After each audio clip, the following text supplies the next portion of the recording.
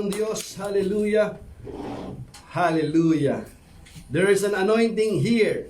Brethren, thank you for coming here. Thank you for visiting us here in our home. Kahit nakukunti lang po tayo ngayon, you visited in the presence of the Lord. At sa inyo po ngayon dyan nanonood, kumusta na po kayo? Hallelujah. So excited ngayong araw na ito na ituloy po natin ang atin pong part 2. Mga kapatid, if you are a family, kung kayo po ay isang pamilyado o nagpaplano pa lang na magkapamilya, para po sa inyo itong mensahe na ito na inihanda po ng Panginoon sapagkat naniniwala ako na mayroon pong magandang mensahe ang Diyos na inihanda po sa atin ngayon. Itutuloy po natin ang atin pong pinag-aaralan ngayon.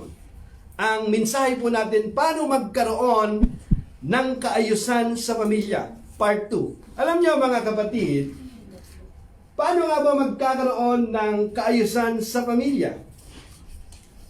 Unang-una, pinag-aralan natin na nung last Friday na tayo ay kailangan pong pasakop tayo sa Diyos. Nagpapasakop tayo sa Diyos sa magitan po ng Kanya pong salita, ang Kanya pong aral, alituntunin na ibinigay po niya sa atin, mayroon pong gabay. Pinag-aralan natin kung paano bumuo ng pamilya ayon sa salita ng Diyos. Nakita natin na may mga sumubok na bumuo ng pamilya na hindi po nila isinama ang Diyos. Dahil dito mga kapatid, ang nangyari, marami pong nasirang pamilya. Marami pong nawasak na pamilya dahil po rito. At nakita po natin yung mga kadahilanan, pinag-usapan po natin yung bakit maraming mag-asawa ang naghihiwalay, lalo na sa mga OFW. Nakita po natin na at least ayon po doon sa pag-aaral na bawat 4 na pamilya, isa doon ang mag-asawa na nasisira po ang kanila pong magandang samahan. Nung bago po siya umalis, maayos pa, pero noong sila po ay nag-abroad o noong ibang bansa, at nagkahiwalay po sila. Ang kadahilanan po nito, unang-una nakita po natin yung patungkol po sa pera, money, infidelity, and yung kanila pong communication nasira. So yun po yung kadahilanan na wala ang respeto at tiwala sa isa't isa. At dito nakita po natin na kung paano ba gampanan ang tungkulin ng isa't isa. Mayroon palang tungkulin ng isa't isa.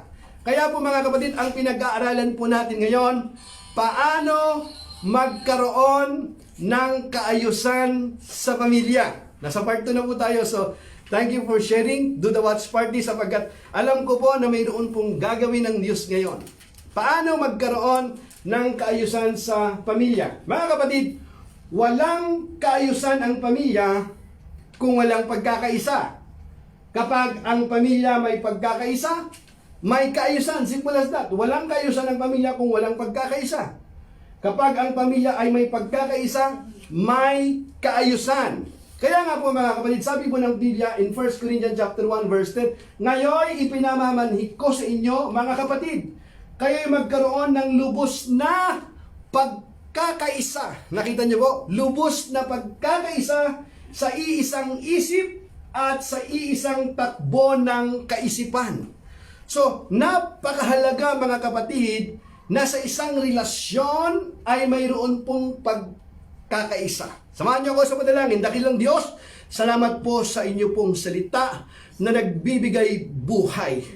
Alam po namin ang iyo pong salita ay ilaw at tanglaw sa amin pong buhay. Magpakahayag ka sa bawat pamilya sa oras na ito. Lord, gamitin mo ang lingkod mo bilang instrumento lamang. Ikaw ang siyang makita. Ikaw ang siyang mapurihan. Give me honest conviction and clear speech so that I may preach your word without compromise, with power and boldness. In Jesus' mighty name. Amen. Hallelujah. Amen. Mga kapatid, sabi po ng Biblia sa unang Korinto chapter 1 verse 8, ipinamamanhik ko sa inyo mga kapatid, kayo'y magkaroon ng lubos na pagkakaisa. Lubos na magkakaisa sa iisang isip at iisang takbo ng kaisipan. Dito mga kapatid, ayon sa talata, makikita po natin ang kahalagahan ng pagkakaisa.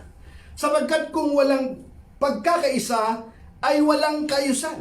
Pag may pagkakaisa, may kaayusan. Kahit sa ang aspekto ng atin pong buhay, Ano man ang atin pong ginagawa, kapag ito ay mayroong pong pagkakaisa, mayroong kaisan. Pero kung walang pagkakaisa, mayroong kaguluhan. Kaya po mga kapatid, dito makikita natin bakit mahalaga sa isang pamilya ang pagkakaisa. Lalong-lalo na po sa pamilya, sapagkat marami ngayon ang pamilya na hindi nagkakaisa. Marami ngayon ang pamilya na walang kaayusan. Maraming mga pamilya ngayon na para bang ang kanila pong bahay ay boarding house na lamang. Para bang pahingahan na lamang at tulugan na lamang. Hindi na nag-uusap ang mag-asawa. Hindi magkasundo ang ama at ang anak, ang ina at ang anak. Hindi po nag-iimikan. Wala pong komunikasyon. Hindi po maayos ang kanila pong samahan. Bakit po kaya? Saan nagmumula ba ang mga bagay na ito? Ano ba ang pinag-uugatan? Bakit hindi maayos ang pamilya? Mga kapatid, ayon po sa sinabi ko noong nakaraan, no, I quote na, ang pamilya ay hindi lamang isang institusyon na binuo ng tao, kundi ang Diyos mismo ang bumuo sapagkat siya ang nagdisenyo, siya ang mayroon pong plano at may idea ang patungkol po sa pamilya, lalong-lalo na pagdating sa mag-asawa. Mga kapatid, unang-una, makita natin dito, kapag mayroon pong, balik natin doon anak, bakit mahalaga sa isang pamilya ang pagkakaisa? Pag may pagkakaisa, makikita po natin dito, masayang ginaganap ang tungkulin ng bawat isa. Alam niya ang tungkulin ng bawat isa, alam ng ama kung ano ang kanyang tungkulin bilang isang ama. Sapagkat sa school, nobody teach you how to become a father. Nobody teach you there how to become a husband. Ano ba ang tungkulin ng isang ama? Ano ang tungkulin ng isang asawang babae, isang ina, isang kapatid, isang anak, isang biyanan, isang manugang? Ano po ba? Mga kapatid, mahalaga na dapat po nating malaman ang tungkulin kung paano natin ito ginaganap. Hindi lamang sa mga natutunan natin o alam natin na mga bagay na atin pong minana na sa ayon sa lipas po ng mga panahon, yung atin pong mga mabubuting aral ay nilimot na natin. At yung mga in-embrace na natin yung mga bagay dito sa mundo na labag naman sa aral sa kalooban po ng Panginoon. Walang masama na atin pong ipagpatuloy ang atin pong mga kinagisnan na mga kultura kung ito naman ay makakabuti, lalong-lalo na at hindi naman nalalabag ang salita ng Diyos na atin pong pinaka-principle sa atin pong buhay. Kapag mayroon pong pagkakaisa sa pamilya, mga kapatid, masayang ginaganap ang tungkulin ng bawat isa. Masaya ka. Hindi mo lamang ginagawa dahil lamang sa obligasyon, kundi ginagawa mo ang tungkulin mong may pag-ibig. Sapagkat alam mo ang salita ng Diyos na ano man ang iyong gawin, whether you eat or drink, do it all for the glory of God. At hindi lamang yon, pagpapahalaga sa isa't isa. Kaya mo ginagawa ang tungkulin ng bawat isa sapagkat pinapahalagan mo siya.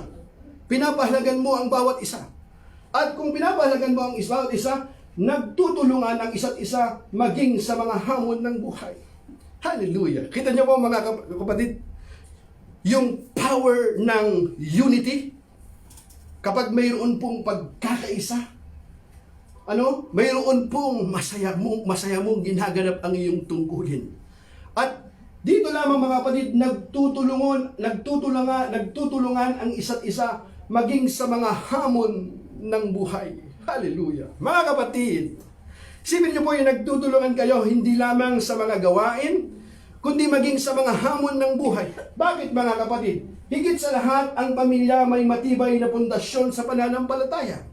Bakit kailangan ng mayroong matibay na pundasyon sa ating pananampalataya? Sapagkat sa ayaw at sa gusto natin mga kapatid, tandaan po natin, lahat ng pamilya ay magdaranas ng mga hamon sa buhay. Ulitin ko po yan. Lahat ng pamilya, ikaw man ay nasa probinsya, nasa city, nasa syudad ka man, o ikaw ay mahirap o mayaman, ano man ang antas mo sa buhay, ang hamon ng buhay ay hindi po namimili. Lahat, bawat pamilya ay magdaranas ng mga hamon sa buhay. Ano-ano ba ang mga hamon sa buhay? na atin pong mga daranasin? Ano ba ang mga suliranin na pwede po nating maranasan? Nakahanda ba tayo pagdating ng mga hamon sa buhay? May mga pamilya na hindi kayang tumanggap ng mga hamon sa buhay. Hindi po sila handa. Kaya pagdating ng mga suliranin sa buhay, ang pamilya na binuo ay madaling magiba, madaling matumba. At kapag natumba, hindi na nakakatayo. Ano ba ang mga hamon sa buhay ang iyong pinagdaraanan na? Ano-ano ba ang mga hamon sa buhay na pwede po nating daranasin? Unang-una, sa ayaw at sa gusto natin magkakaroon ng mga mahal natin sa buhay ang papanaw. Sapagkat ang kamatayan ay darating sa buhay ng isang tao, sa ayaw at sa gusto natin maging sa panahon na hindi po natin plinano, inaasahan, ang kamatayan ay darating at darating. Pagkamatay halimbawa ng mga mahal sa buhay. May mga tao na dahil sa pagkamatay sa kanilang buhay ay hindi nakakapag-move on. Yung kanila bang buhay ay tila baga ay naging mapait na lamang. Hindi na nila na-enjoy yung mabuhay pa dahil ng pagkawala sa mahal sa buhay. Nakita po natin yan. Bukod doon mga kapatid, paano kapag nasubok ang marriage life? Nagkaroon ng infidelity, nagkaroon ng unfaithfulness. Madaling sabihin na maghiwalay na lamang tayo. Paano kung mayroong mga anak na alam natin na maapektuhan? Kaya po mga kapatid, ang hamon sa buhay ay kasama. Ano na nga ba ang hamon sa buhay ang iyo pong pinagdaanan?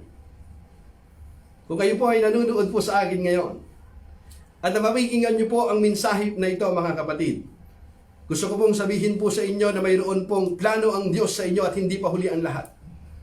Hindi pa huli ang lahat. Sapagkat naniniwala ako na ang Diyos ay patuloy na gumagawa ng himala sa bawat buhay ng pamilya. Kahit ang pamilya na winasak ni Satanas, kaya ng Diyos na muling buuin. Amen. Pag sinasabi mo na wala ng pag-asa, tila baga wala ng pag-asa, sinasabi yun ng iyong mga kapitbahay, ng iyong mga barkada mo. Pero sa Panginoon, all things are possible. Palapakan natin ang Panginoon. Hallelujah. Purihin ang Panginoon. Amen? Now, paano kung mayroong hindi pagkakaunawaan? Paano kung mayroong hindi pagkakaunawaan? Ano ang iyong gagawin? Sapagkat darating ang panahon na mayroon kayong hindi pagkakaunawaan. Ano ba ang mga bagay na hindi pinagkakaunawaan? Marami. Mayroong gusto si Mr. na ayaw ni Mrs. Mayroong gusto ni Mrs. na ayaw ni Mr. Mga simple na lamang na mga bagay ay hindi pa magkasundo. Are you with me? Amen? Lalong-lalo na pagdating sa pagdidesisyon sa buhay. Ito ba ay mga minor decision or mga major decision na lamang? Ang gusto ng lalaki, siya laging nasusunod. Ang gusto naman ni Mrs., dapat siya ang sinasusunod. Sino ba dapat nasusunod? Ang tanong ng iba. Pagtitimpla na lang ng kape, hindi pa magkasundo. Kaya nga minsan daw, mayroong mag-asawa, nagtatalo sila. Sa umaga, sinong magtitimpla ng kape? Sabi, ano bang sinasabi ng Biblia? Lalaki ba o babae ang mauuna? Sabi ng iba. Sabi ng Biblia, lalaki daw. Really? Kasi ang sabi niya, Hebrews. Kaya Hebrews daw, kaya lalaki. Now, mga kapatid, kahit yung mga maliliit na bagay na ito, na kapag hindi po tayo naging maingat, yung maliit na hindi pagkakaunawaan ay maaring lumaki. Maaring na lamang ito, halimbawa, hindi nasagot ang tawag. Hindi nasagot ang text. Alam niyo po ba na kapag hindi nakapag-reply, mayroon pong pag-aaway na napupunta sa paghihiwalay dahil lamang sa mensahe. Think about that kapag hindi natin ito maingat. Mga kapatid, maaring naranasan nyo na ito o mayroon kayong kilala. Hindi lang nasagot. Pwedeng sabihin, sino ba yung kausap ko ang tagal-tagal? Ano ba yung ginagawa mo? Di ba? Puro kadahilan, nasaan ka ba ngayon? Siguro yung mga kasama mo dyan, kaya ang saya-saya mo dyan. Samantalang kami rito, nagtitiis kami ng iyong mga anak, ikaw naman dyan. ang sasarap ng mga ano mo. Kaya yung mister niya o kaya yung misis niya kapag ka mayroong kumakain sa labas, di naman lang makakapagpa-picture man lang. Kasi pag nakita ni misis, baka kung anong isipin. Are you with me? Amen. Palakpakan nga nila ang Panginoon. Amen? Kaya mga kapatid, kapag hindi po natin ito, hindi tayo naging maingat sa bawat mga salitang binibitawan po natin. Kapag binitawan po natin yung atin pong mga salita, lalong-lalo na kung nakakasakit po ng damdamin, hindi na natin ito mababawi. Kaya pag-ingatan po natin itong mabuti. Mga kapatid, sabi mo ng Biblia, kung mayroon pong hindi pagkakaunawaan, the Bible says that get rid of all bitterness, rage, anger, harsh words. Meron kasing mga harsh magsalita kung minsan harsh words and slander, as well as all types of evil behavior. Instead, be kind to each other, tender-hearted, forgiving one another, just as God, through Christ, has forgiven you. So makikita natin dito mga kapatid, di ba? Unang-unang sinasabi po niya, pag mayroong hindi pagkakaunawaan, ang unang-unang kasi natin ginagawa, inaatake po natin yung tao. Na dapat ang atin pong atakihin ay yung masamang gawa, yung mali, hindi yung tao. Kapag hindi tayo naging maingat, nagkakaroon na ng unforgiving sa puso, nagkakaroon na ng unforgiveness, yung bitterness, magkakaroon na ito ng puot sa ating pong puso. At hindi po ito nalulugod ang Diyos. Ang gusto ng Panginoon, pag mayroong hindi pagkakaunawan, dapat inaayos, hinaharap. Mayroong nga iba, huwag na natin pag-usapan to, kasi kung mag-uusap tayo, mag-aaway lang tayo. Di ba? Huwag na natin pag-usapan yan. Bakit hindi pag-uusapan? Iniiwas ng iwasan. Kaya pagka mayroong mga pagkakataon, lahat hahalongkatin. Yung mga hindi dapat halongkatin. Kahit yung matagal nang nakabaon sa baol ng 10 taon, nahalongkat pa. Dahil lang hindi na pagluto. Hindi lang nasagot ang tawag. Are you with me, mga kapatid?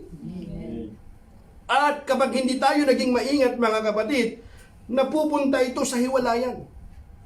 Nawawala na ang respeto at tiwala sa isa't isa. Kaya ang sabi mo ng Biblia, mga kapatid, pagdating po ng hindi pagkakaunawaan, unang-una dapat natin gawin, alisin na ninyo ang lahat ng sama ng loob. Bakit? Yung sama ng loob, hindi mo naaalis-alis. Kaya kung mayroon pong mga pagkakataon, mayroong pagkakamali, yun lagi ang pinaka-weapon mo. Naalala mo yung ganito? 10 taon? Naalala mo yung ginawa mo? Kaya wala na.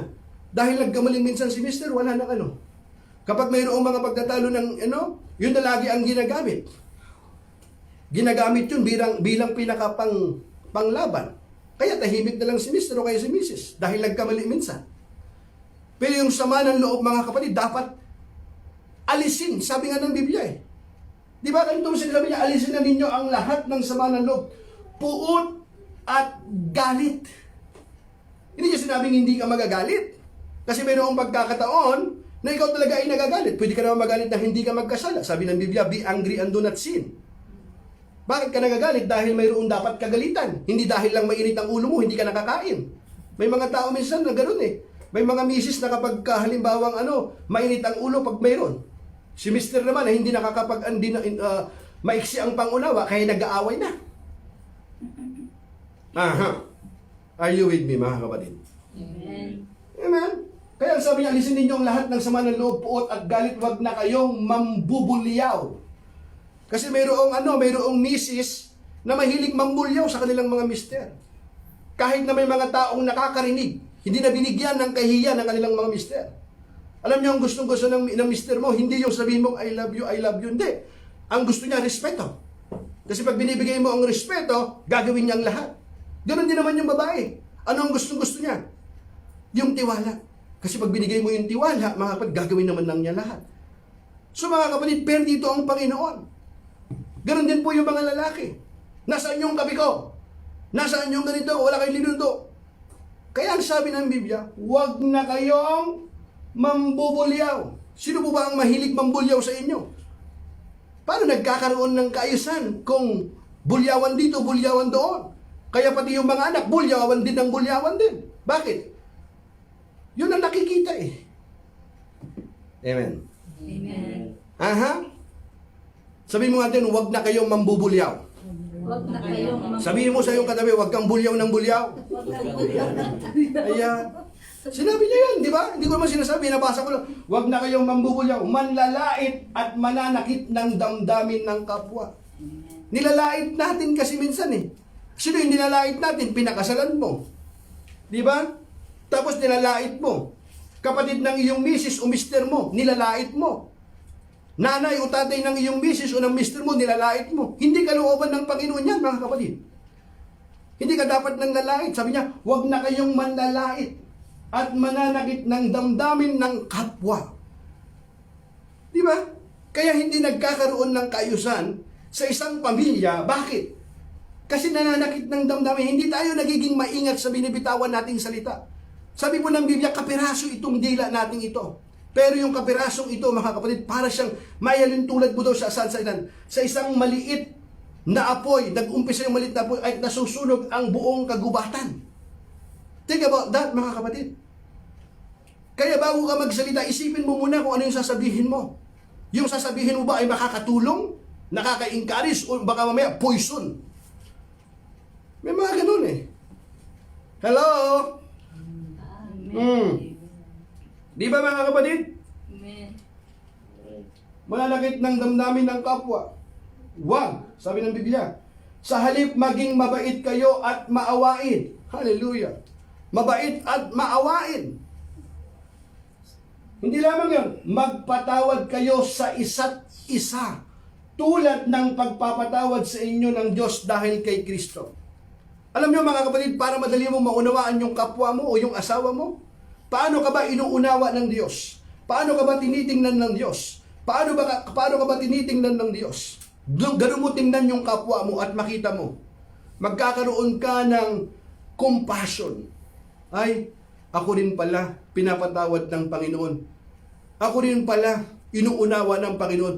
Unawain ko nga rin po yung aking asawa. Unawain ko nga rin yung aking partner. Yung aking kapwa. Yung aking anak, yung aking kapatid, yung aking biyanan, yung aking hipag. Mga kapatid, kaya walang kaayusan, hindi sinasama ang salita ng Diyos sa isang relasyon. Di ba mga kapatid? Ngayon, dito tayo sa panghuli po nating puntos, pangatlo. Ito ang isa sa pinakamahalaga. Gusto natin magkaroon ng kaayusan sa ating pong pamilya, mga kapatid. Ito tiyak ito. Pamilyang naglilingkod sa Diyos. Maaring maraming pagkakataon na dumating ang pagkakataon na hindi kayo nagkakaunawaan. Mayroon kayong mga bagay na hindi nagkakasunduan. Pero dahil pareho kayong naglilingkod sa Diyos, pareho ninyong mahal ang Diyos, alam ang kanyang salita, sa bandang huli, marunong kayong magpatawad sa isa't isa, nagbibigayan kayo. Bakit? Kasi pareho kayong naglilingkod sa Panginoon. Pareho ninyong alam ang salita ng Diyos na siyang ninyong sandigan, ang pinakapundasyon ng inyong pamilya ay ang salita ng Diyos. Si Kristo ang siyang sentro ng inyo pong pamilya. Amen? Gusto natin magkaroon ng kaayusan ng ating pamilya? Huwag po nating isama lamang sa ingredients ang ating spiritual life. Unahin mo ang Diyos sa iyong buhay. Unahin ninyo sa inyong pamilya ang Diyos sa inyong buhay. Pareho kayong maglingkod sa Panginoon at pareho kayong mapapalapit sa isa't isa. Pareho kayong lumayo sa Panginoon, pareho kayong mapapalayo sa isa't isa. Mga kapatid, ang isang pamilya na naglilingkod po sa Panginoon, mayroon pong kaayusan. Maaring hindi perpekto, pero mayroon pong pagkakaunawaan. Marunong silang magpatawad sa isa't isa. Kaya nga ang sabi mga kapatid ni Joshua, alam niyo ito, in verse 14 to 16. Would you read it, baby, please? So fear the Lord and serve him wholeheartedly. Put away forever the idols your ancestors worshipped when they lived beyond the Euphrates River and in Egypt. Serve the Lord alone, but if you refuse to serve the Lord, then choose today whom you will serve. Would you prefer the gods your ancestors served beyond the Euphrates, or will it be the gods of the Amorites whose land you now live? But as for me and my family, we will serve the Lord. The people replied, we would never abandon the Lord and serve other gods. Amen. Kaya ngayon, sambahin ninyo si Yahweh at paglingkuran ninyo siya ng buong puso't katapatan. Tinan po ninyo yung paglingkuran. Ninyo siya ng buong puso't katapasan. Alisin ninyo ang mga Diyos-Diyos ang dating sinasamba ng inyong mga ninuno sa Mesopotamia at sa Egypto. Si Yahweh lamang ang inyong paglingkuran. At kung ayaw ninyong maglingkod kay Yahweh, pumili kayo ngayon kung sino ang inyong paglingkuran. Ang mga Diyos na pinaglingkuran ng inyong mga ninuno sa Mesopotamia, ang mga Diyos ng mga Amoreo na sinasamba dito sa lupaing inyong tinitirhan, ngunit para sa akin, sabi ni Joshua, ngunit para sa akin at sa aking sambahayan, kay Yahweh kami maglilingkod. But as for me and my house, we will serve the Lord. Yun ang sinabi po ni Joshua. Ngayon, mamili kayo kung anong sinong gusto nyo. Bakit? Kasi ang Panginoon, hindi naman niya ipipilit ang kanyang sarili. Ay, paglingkuran nyo ako, paglingkuran nyo ako. Hindi. You have to make your choice kung anong gusto mo. We have been given a choice between life and death. Nasa sa inyo yun. Kung paglilingkuran mo ba Panginoon o hindi, nasa atin po yun. Pero nandito po yung opportunity na ibinibigay po ng Panginoon sa atin. Patuloy siyang tumatawag. Kung ayaw mo yung pamilya mo na isama ang Panginoon sa iyong buhay, nasa sa iyo yan. Pero para kay Joshua, ang sabi niya, maliwanag ang kanya pong sinasabi dito, mamili kayo ngayon, sabi niya. Pumili kayo ngayon kung sino ang inyong paglingkuran. Ang mga Diyos na pinaglingkuran ng inyong mga ninuno sa Mesopotamia o ang mga Diyos ng mga Amoreo na sinamba dito sa lupaing inyong tinitirhan. Ngunit para sa akin at sa aking sambahayan, kay Yahweh kami maglilingkod. So ano pong nangyari? Alam po natin yung kanya pong pamilya ay nagkaroon ng kaayusan. Pinagpala po sila ng Panginoon. Pero yung iba, anong nangyari? Marami po sa kanilang nalipol. Bakit? Marami po ang nawasak ang buhay sa kanila. Kasi pinili po nila na maglingkod sa ibang Diyos na ang dapat paglingkuran po nila ay yung Diyos na manlilikha. Yung Diyos na nagligtas sa kanila. Diyos na nagbigay ng buhay po sa kanila. Kaya dito mga kapatid, mahalaga na ang sabi nga ni Joshua, sumagot ang bayan, hindi namin magagawang talikuran si Yahweh at maglingkod sa ibang Diyos. Buti na lang mga kapatid.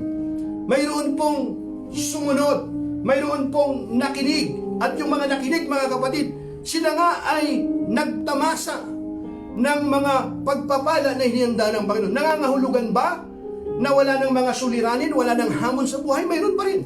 Pero bakit po sila matagumpay? Kasi kasama po nila ang Diyos. Ang Diyos ang kanila pong pundasyon, ang kanila pong pinaglilingkuran. Kaya napakaraming mga hamon sa kanilang buhay ang dumating, napakaraming mga suliranin, pero lahat na pagtagumpayan po nila. Anong hamon sa buhay, suliranin sa buhay, ang hindi mo kayang pagtagumpayan kung wala ang Diyos? Kung naroon ang Diyos, mga kapatid, anumang hamon, suliranin ng iyong buhay, mga kapatid, anumang hamon sa pamilya, anumang suliranin sa mag-asawa, kapag kasama ang Diyos, mapagtatagumpayan. Amen? Hallelujah. Kaya ang pamilya niya ay sumasamba sa tunay na Diyos. Makita po natin dito ang buhay ni Joshua. Pinili po niya yon. Sinama niya yung kanyang pamilya. Hindi lamang siya, hindi siya nanahimik, hindi, bayahan ko na yung iba kasi nirerespeto ko yung kanyang, hindi mga kapatid, nanindigan po siya sa kanyang pananampalataya. Isinama niya ang kanyang pamilya. Dahil alam niya na yun ang susi upang magkaroon sila ng magandang kaayusan sa pamilya. Yun ang nais po ng Panginoon. Hindi lamang ikaw, kundi yung buong sambahinan mo ay maligtas din, makakilala. Purihin ang Panginoon. Ang mga anak nila ay masunurin sa magulang. Bakit? Alam kasi nila yung utos. Alam niyo po ba mga kapatid, maging sa lumang tipan hanggang sa bagong tipan? Ang sabi po ng Biblia mga kapatid, Ephesians chapter 6 verse 1 to 2, children, obey your parents because you belong to the Lord. For this is the right thing to do. Honor your father and mother. This is the first commandment with a promise. Bakit? There are children now, they don't obey their parents. Mga suwail na mga anak. Bakit mga suwail? Minumura nila ang kanilang mga magulang. Ang authority na yun galing sa Panginoon. Kaya po mga kapatid, dapat din natin, kung kayo po yung mga anak, hindi nyo dapat minumura ang inyo pong mga magulang. Humingi po kayo ng tawad. Kasi ang unang-una nyong kinakalaban, ang Diyos. Isipin mo, pinadidi ka pa nung maliit ka, dala-dala ka sa napupunan ng iyong ina, pero mumurahin mo? Napaka-ano naman po siguro noon. Napakasama mong anak na kung gano'n. Hindi, kaya humingi po tayo ng tawad. Maraming mga anak ngayon, Ayaw alagaan ang kanilang matandang anak, matandang nanay. Pinapatulog pa nga, parang kulungan na lamang ng baboy. Anong klaseng anak yun? Hindi kalooban ng Panginoon yan. Mga anak, sundin ninyo ang inyong mga magulang. Alang-alang sa Panginoon. Mayroong pagpapala dito, alang-alang sa Panginoon. Sapagkat ito ang nararapat. Igalang mo ang iyong ama at ina. Ito ang unang utos ng may kalakip na pangako. May pangako yun, mga kapatid. Kapag ang isang anak na masunurin, marunong gumalang, rumispeto sa kanyang mga magulang, mayroong pagpapala doon. Mayroon ng blessing doon. Doon pa lamang sa respeto, pagsunod. Ibig kong sabihin nito, kapag siya'y nag-asawa na sunod-sunod, sabi nga niya, children, honor mo na lang siya, mga kapatid. In-explain ko na sa nakaraan niyo po yan. Kasi habang ikaw ay nabubuhay, mga kapatid, utang mo ang iyong buhay sa iyong mga magulang. Yes, of course, ang Panginoon ang siyang nagbigay ng buhay. Pero sila po yung nag-aruga sa iyo. Makikita po natin dito. Ang mga magulang naman ay dinidisiplina ang kanilang mga anak. Alam po natin sa Biblia, marami pong mga lingkod ng Diyos. May mga lingkod ng Diyos na hindi dinisiplina ang kanilang mga anak. Kaya anong nangyari? Naging pasaway ang kanilang mga anak. So anong nangyari? Dahil naging pasaway ang kanilang mga anak, ang iba po sa kanila ay nagdanas ng consequence. Alam po yung ano po ninyo, yung si priest na Eli. Di ba? Naglingkod si Samuel doon nang maliit pa siya, pero yung mga anak ni Eli ay mga mga masasama. Kaya nung nangyari, namatay nga sila Ang pinakaunang high priest, mga kapatid, si Aaron, kapatid ito ng propeta ng Diyos, si Moses, mga kapatid, pamangkin niya, 2. Hindi sumunod Nalipol yung 2 anak ni Aaron, mga kapatid, namatay. Kasi mga kapatid, ang Diyos na atin pong pinaglilingkuran, Diyos na buhay, ay banal, mga kapatid. Kaya kapag hindi po mo dinisiplina ang iyong mga anak, yung consequence, kaya pagdating ng panahon, kaya may mga anak na hindi marunong rumispeto sa mga magulang nila, kasi yung mga magulang, nung maliit pa lang sabi niya, hindi, bayaan mo yan, bata pa kasi. At nung matanda na, bayaan mo yan, malaki na yan. Kailan mo didisiplinahin? Nung bata pa siya, maliit pa siya, sabi mo, bayaan mo. Nung malaki siya, bayaan mo. Kailan mo didisiplinahin? Mga kapatid naman, sabi po ng Biblia in Proverbs 22 verse 6, direct your children on the right path, and when they are older, they will not leave it. Kailan daw yon? Direct your children. Other verses, train up a child the way he should go. So when he is old, he will not depart from you. Sabi sa ibang version, train. Hindi niya lamang teach. It's easy to teach. Like, anak, huwag kang maninigarilyo, huwag kang maglalasing. Masama yan. Bilan mo ako ng isang kahang Malboro. Bilan mo ako ng isang San Miguel Beryong malamig. Pero anak, huwag kang mag-iinom, ha? Huwag kang mag-iinom. Masama yan. Pero nung nakikita sa iyo, kaya ang sabi ng Biblia, train. Bakit yung train kasi? Hindi mo lang sinasabi. Ipinapakita mo ito sa kanya. Nakikita niya.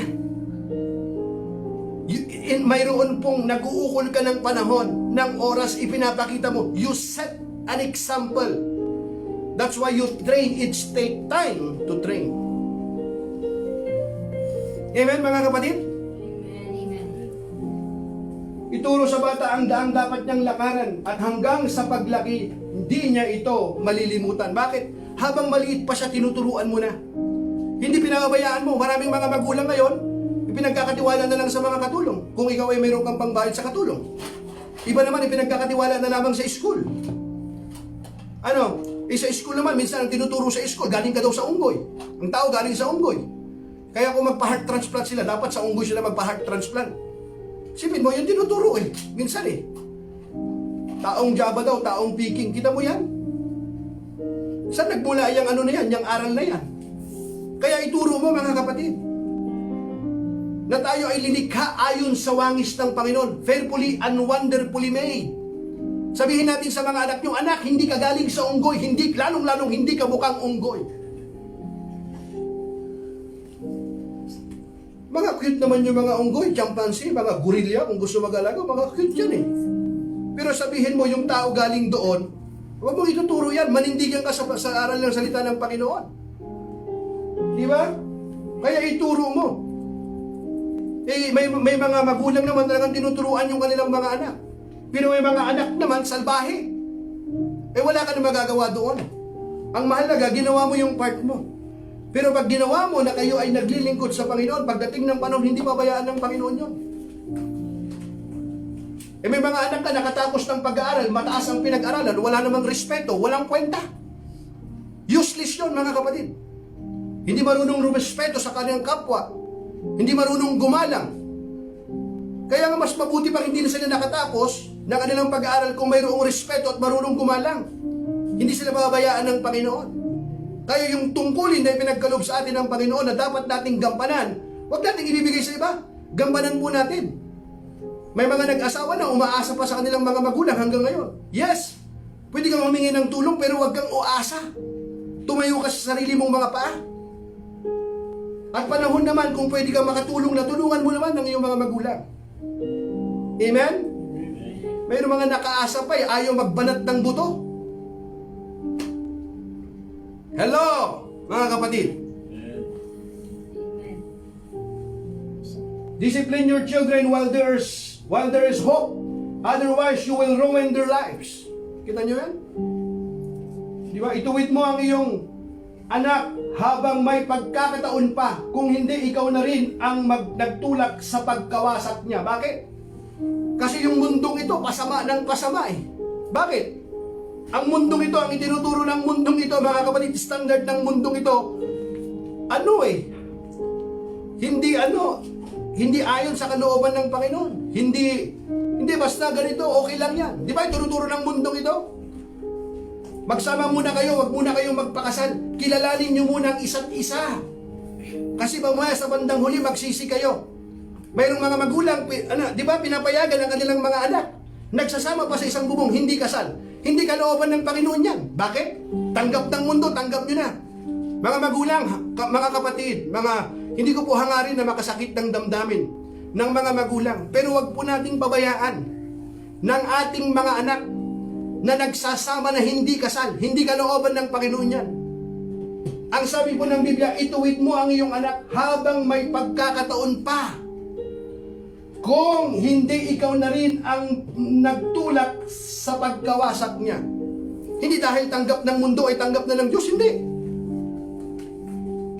Ang pagsasama, mga kapatid, hindi pinagbawal ng Panginoon yung pagsisiping ng mag-asawa. Regalo ng Panginoon yan eh. Pero exclusive yan sa isang marriage. Hindi pwedeng live-in lang. Hindi pwede yon, mga kapatid. Bawal po ng bawal po ng Biblia yan. Kaya mayroong consequence eh. Yung iba naman, hindi, wala kasing pera eh. Bakit? Kasi ang gusto natin kapag nagpakasal naman kasi mayroong kasing anong gusto mo? Special o regular? Bayad ng bayad. Doon tayo, mga kapatid. Kaya dito sa atin, mga kapatid, praise God, walang bayad ang kasal. Hindi ko alam kung bakit nagpabayad yung ang laki ng singil ng iba. Sabi ng Panginoon, tumanggap kayong walang bayad, magbigay kayo ng walang bayad. Hello, mga kapatid. Hindi dahil tanggap ng mundo ay tanggap na ng Panginoon, hindi po.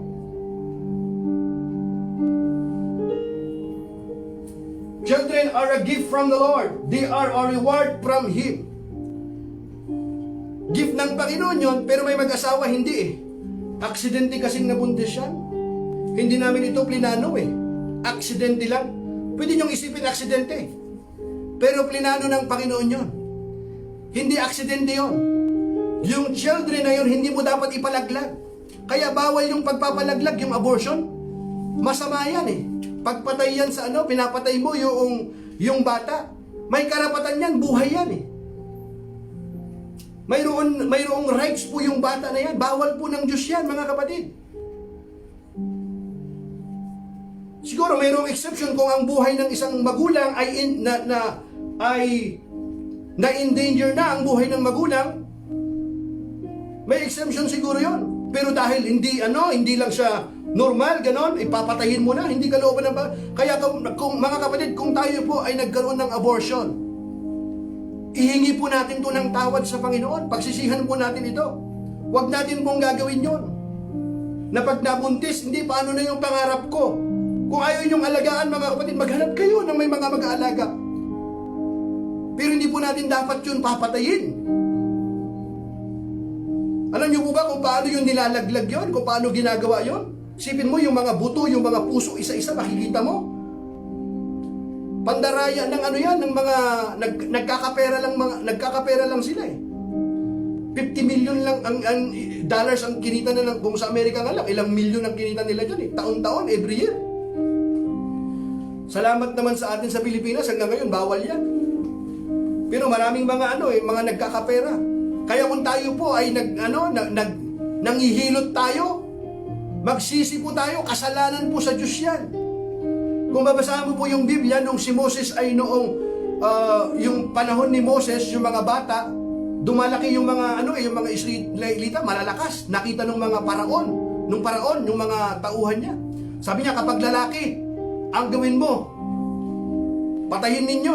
Pero pag babae, bayaan ninyo. Pero yung mga magulang ni Moses, pinabayaan nila, tsaka yung mga manghihilot, hindi sila sumunod. Hindi sila sumunod sa utos ng paraon. Pinagpala sila ng Panginoon. Kaya itinago itong si Moses, nung hindi na, kaya mga kapatid, dapat, hindi po natin ginagawa yan. Kasalanan po yan. Kaya yung atin pong pamilya minsan, wala pong kaayusan kasi sa simula pa lamang, mali na eh. Mali pa lamang eh. Sa pagpili pala naman ng ating mga pangasawa, mali na, hindi na tama. Sa pagdidisiplina pa lang, mali na. Kaya makikita natin dito, yung pamilya, wala nang kaayusan. Pero mga kapatid, hindi pa huli ang lahat. Magpasakop tayo sa kalooban ng Panginoon. Piliin natin ang ating pong pamilya. Naglilingkod sa Panginoon. Purihin ang Panginoon. Diba? Ephesians chapter 6 verse 4. Fathers, do not provoke your children to anger by the way you treat them. Rather, bring them up with the discipline and instruction that comes from the Lord. Kita mo? Fathers, do not provoke your children to anger by the way you treat them. Rather, bring them up with the discipline and instruction that comes from the Lord. Pati pala yung pagdidisiplina rin sa mga anak. Itinuro din ng Panginoon sa atin kung paano. Paano daw yun, mga kapatid? Sa mga magulang. Hindi lamang sa mga bata. Mga magulang, huwag ninyong ibuyo sa paghihimagsik laban sa inyo ang inyong mga anak. Sa halip palakihin ninyo sila ayon sa disiplina at aral ng Panginoon. Paano daw sila palalakihin, mga kapatid? Hindi sa disiplina ng Kastila na tinuro sa atin. Masyado naman kasi tayong makapraili minsan. Pinalaya na nga tayo 5 taon nang mahigit. Dapat sa aral po ng salita ng Diyos, mga kapatid. Yung disiplina, mga kapatid, hindi niya sinabing palakihin ninyo sila ayon sa disiplina at aral ng mga Kastila. Walang ganon, aral ng Panginoon. Ulitin ko, mga kapatid, palakihin ninyo sila ayon sa disiplina at aral ng Panginoon. Hindi ng mga praili. Panginoon. Ano ba yung disiplina at aral ng Panginoon? Nararapat ba na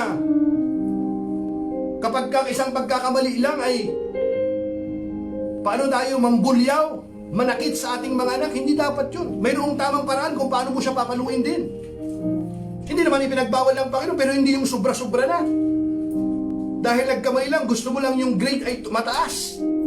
Mga magulang naman, mga kapatid, alamin po natin, mga kapatid, yung aral ng Panginoon. Maganda yung magiging disiplinaryan tayo, pero ilugar po natin. Hindi ko naman sinasabi na lahat ng mga aral na atin pong natutunan ay pangit. May mga magagandang aral, huwag po natin misunderstood. Pero ang basihan po natin hindi dapat yung aral. Aral ng mga Inchik o ng mga Kastila. Hindi. Dapat aral ng Panginoon. Wala naman akong sama ng loob sa mga Kastila o sa mga Inchik. Pero dapat yung aral ng Panginoon, mga kapatid. Sana po, mga kapatid, maunawaan niyo po ako. Hindi naman po ako hindi ko po hangarin na makapanakit ng damdamin ng sinuman. Pero mga kapatid, ako po kasi ay atas po ito ng pag-ibig. Ang dami na kasing sinirang buhay. Itong si Satanas na ito, pandaraya ito sa atin pong lipunan. Na atin pong inadapt na dapat yung salita ng Diyos. Let us be biblical, mga kapatid. I'm simply reading it. Hindi man ako nagdadagdag dito. Kayo wag po kayong magagalit sana sa akin. Binabasa ko lamang po, mga kapatid. Amen? Kung hindi ko ito babasahin po sa inyo, parang hindi nyo po binasa. Kaya ko po binabasa ito, mga kapatid. Di ba? Tignan nyo ang Panginoong Hesus, pinakamagandang halimbawa. One day, some parents brought their children to Jesus so he could lay his hands on them and pray for them. But the disciples scolded the parents for bothering him. But Jesus said, "Let the children come to me. Don't stop them, for the kingdom of heaven belongs to those who are like these children." Amen. And he placed his hands on their heads and blessed them before he left. Amen. So makikita natin yun, balik ko kasi English na lang. So di ba, makita natin, but Jesus said, "Let the children come to me. Don't stop them, for the kingdom of heaven belongs to those who are like these children." Ang Panginoong Hesus na ang isa sa pinakabising tao sa lahat ng mundo, na nabuhay sa mundong ito. Ang Panginoong Hesus na ang pinakabisi. Madaling araw pa lamang gumigising na ang Panginoon. Nag-uumpisa na siyang manalangin. Bago hating gabi, nagmiministeryo pa ang Panginoon. Galing po siya sa pagsunod sa kalooban ng Panginoon. Pero mayroon po siyang oras. Kahit po sa mga bata, nung panahon kasi na yun, nagpapahinga ang Panginoong Hesus Di ba yung mga magulang nila, inilalapit sa Panginoon para gusto nilang i-bless? Pero ano pong ginawa? Sinaway sila ng mga disipulo Mamaya, wag niyong guluhin, nagpapahinga kasi pagod Nakita ng Panginoon. Sinaway sila ng Panginoon, di ba? Makikita natin doon. May nagdala ng mga bata kay Jesus upang ipatong niya mga ito ang kanyang mga kamay. At sila'y ipanalangin. Ngunit pinagalitan sila ng mga alagad. Kita niyo? Sinabi ni Jesus, hayaan ninyong lumapit sa akin ang mga bata. Huwag ninyo silang pagbawalan sapagkat ang mga katulad nila ang mababilang sa kaharian ng langit. Ipinatong nga niya sa mga bata ang kanyang kamay at pagkatapos siya'y umalis. Sabi sa English, mga kapatid, di ba? Makikita natin dito. And he placed his hands on their heads and blessed them before he left. So dito natin makikita, mga kapatid, purihin po ang Panginoon. Ang mga anak po namin ngayon ay 17 years old na yung aming panganay. Magsi-16 na po yung pangalawa at magnanay. Pero bago po sila matulog, mga kapatid, lumalapit po sila sa akin. A simple prayer. Pinapatong ko po yung aking kamay. Tapos nagre-release po ako ng blessing po sa kanila. Why? Napakahalaga yan, mga kapatid. Natutunan po nila yon simula nung bata pa lamang sila. 17 taon na yung aming panganay hanggang ngayon, bago siya matulog. Bago sila pumasok sa kanilang kwarto. Gusto natin, mga kapatid, na magkaroon ng kaayusan sa atin pong pamilya. Gawin po natin yung kalooban po ng Panginoon. Magpasakop po tayo. Yung mga bagay na natutunan po natin, na magaganda, hindi nalalabag ang salita ng Diyos, hindi ko sinasabing kalimutan natin. Ipagpatuloy po natin. Yung gusto natin, pag may nakita tayo, nagmamano po tayo, kaibig-ibig yun, gawin po natin. Yung paggamit po ng pu at upo, gamitin po natin yan. Mabuti pong aral mga yan. Pero yung mga bagay, mga kapatid, na nalalabag ng salita ng Diyos, kalimutan na natin, at panahon na para tayo naman ay magpasakop sa salita ng Diyos, sundin ang kanyang kalooban, kung gusto natin magkaroon ng kaayusan sa ating pamilya. Gawin po natin yung atin pong tungkulin na ipinagkaloob ng Panginoon sa bawat isa sa atin. Hindi lamang dahil obligasyon, kundi ginagawa po natin ng may pag-ibig. At kapag ginagampanan ang tungkulin ng bawat isa, mga kapatid, magkakaroon nga ng kaayusan sa pamilya. Salamat po, mga kapatid, purihin po ang Panginoon. At ayaw kong matapos ang live worship na ito without giving you an opportunity to make Jesus the Lord of your life. Kung kayo po ay isa pong ama, husband, ina or wife or anak, at narinig niyo po ang mensahe na ito, gusto kitang ipanalangin. Sapagkat hindi natin magagawa ito kapag wala ang Panginoon sa atin pong buhay. Kaya unang-una, ilapit natin muna ang atin pong sarili sa Panginoon.